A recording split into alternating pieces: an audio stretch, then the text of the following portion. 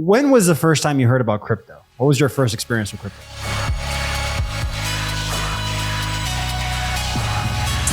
This is a funny story. So when everyone started talking about Bitcoin, and Bitcoin was clearly like this thing that was emerging, I had this memory in the back of my head back when I was like on dial-up internet or something. There was this thing called Bitcoin.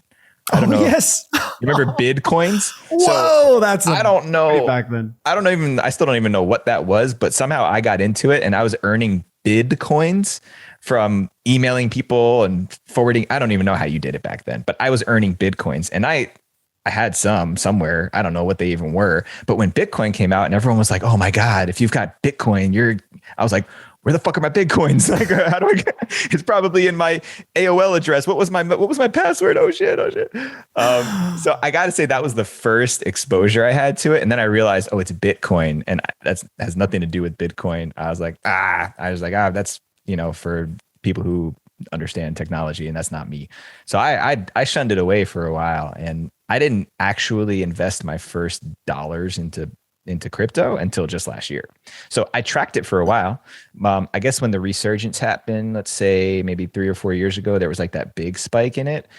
That was when some of my close buddies were like, yo, I just bought a Bitcoin for like 5G. You should do it. And I was like, I don't got 5G. I got a 3-year-old son and my wife hasn't worked in a couple of years. Like, I'm trying to pay the rent.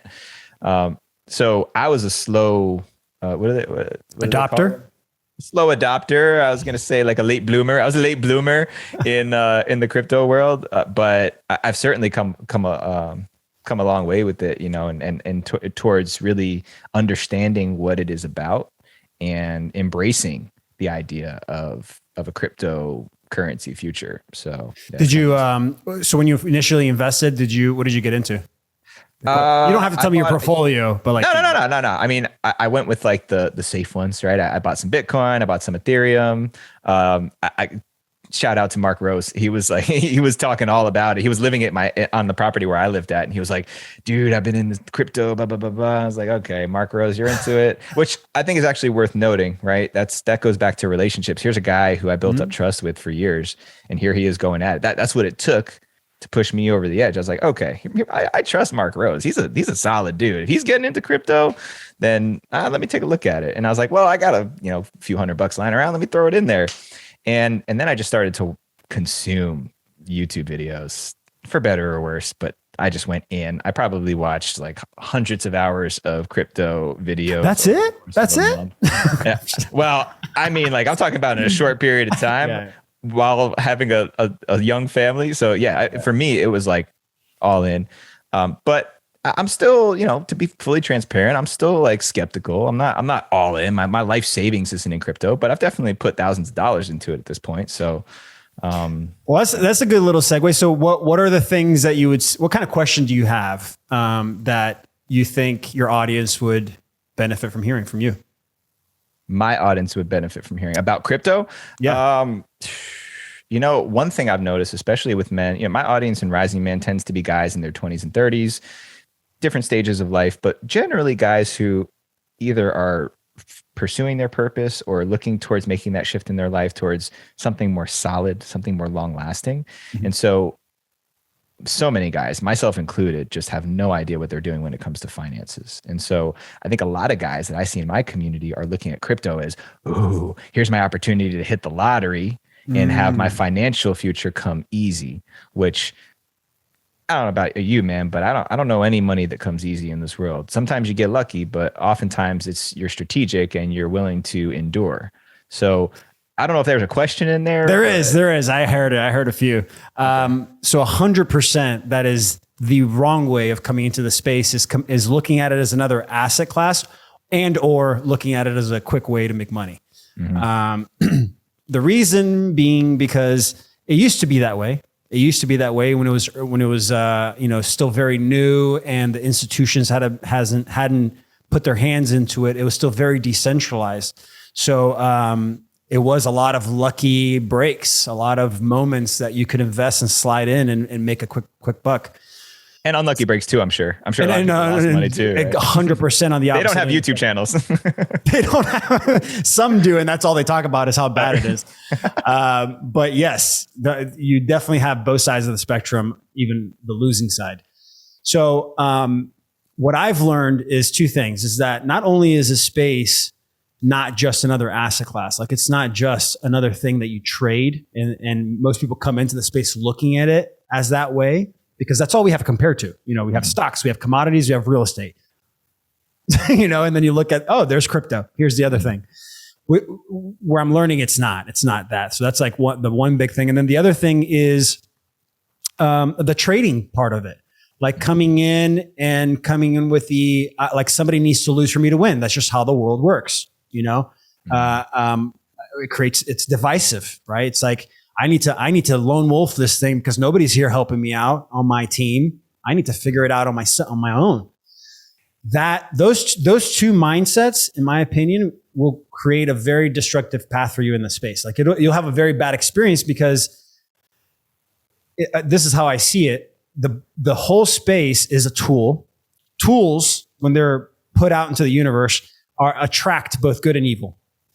Definitely attracts evil. Good, only if they see, you know, some opportunity in it. But usually the good people don't use the tools in this reality because we just want to do our own thing. We just want to live. Well, and also I think a lot of people, I think about this when I think of all the people who I love who are so invested in the health of the planet, right? It's like the evil who are like, who cares? Let's burn all the oil. And the good people who are like, no, let's save the oceans. Let's save all the animals. And there's this point where they're like, oh my God, this is like such a big obstacle. Like we're all fucked. Right. So it's like, if good can endure and stick it out, like just stay in the ring and duke it out with these ulterior motive forces. I don't even know about calling them evil. I think it's just people who have misguided priorities, but just sustain, like enduring, being able to endure. Because now I see, you know, I think it started with open source, and when that first came out, it's like, hey, let's just share this stuff. Like, what's the point of everybody needing to capitalize on it? And now we've got Web3 and these NFT projects. I've been involved in an advisory capacity with some of these different projects and seeing how much they're talking about building community into these projects. And I'm like, okay, I see what can happen here. And I really still don't know the first thing about an NFT. And I know there's so much opportunity in how we can use blockchain technology to build community and all of that type of stuff. But I think that it's all going to come back to relationships. How are we going to choose to relate with each other? And I think we spoke about this when you were on my show, the decentralization of the economy, but also the decentralization of society. And going back to Dunbar's number, you can't have a community with more than 100 people because you start to have strangers. And as soon as there's strangers, it leaks trust. It's like there's too many people. So what are these decentralized cryptocurrency and NFT projects going to look like in the long term? Maybe that's a question. So yeah, no, and I'm so glad you actually said all that, because that's actually the direction I was moving towards. What's happening now, these tools, there's a centralization of crypto because the people with bad intentions are centralizing, because that's the easiest way to facilitate power and profit and to keep that control is to centralize. The more you can centralize that new tool, the easier it is to do that.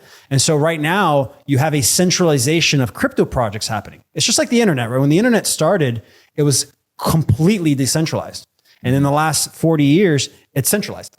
And now crypto started, decentralized everything again because of crypto, because of that operating system. And now slowly in the last decade or so, it's been centralizing.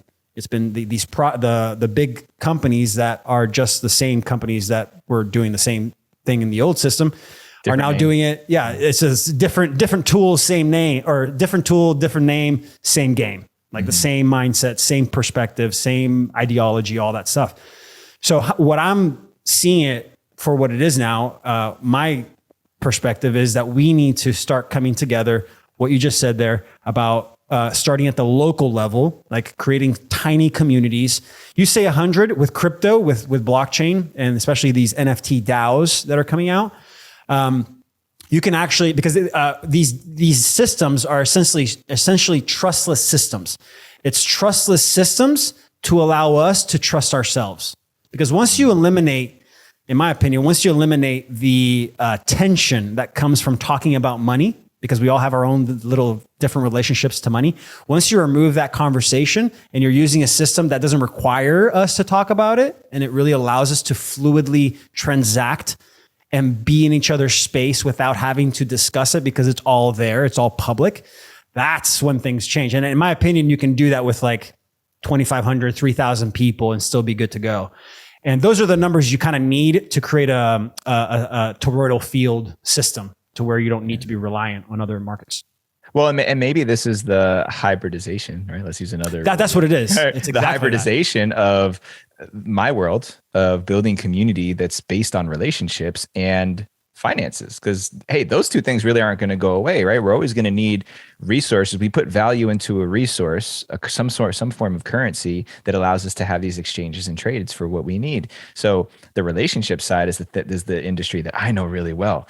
And most of the people in my community, we're getting really good at that. But a lot of people in that community also really suck with their finances because you can only put so much time and effort into one thing. So I think there's actually a really cool merging of these two worlds that's happening. I think that's why you and I, we get along really well, because we see like, when we could bring these two things together and all the possibilities that are available, now we'll start actually having the possibility to create the future that we all see in our mind's eye.